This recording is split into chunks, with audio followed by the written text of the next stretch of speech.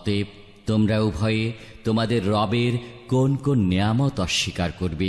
وَلِمَنْ خَافَ مَقَامَ رَبِّهِ جَنَّتَانِ আর যে ব্যক্তি তার রবের সামনে উপস্থিত হওয়ার ভয় রাখে তার জন্য রয়েছে দুটি বাগান। فَبِأَيِّ آلَاءِ رَبِّكُمَا تُكَذِّبَانِ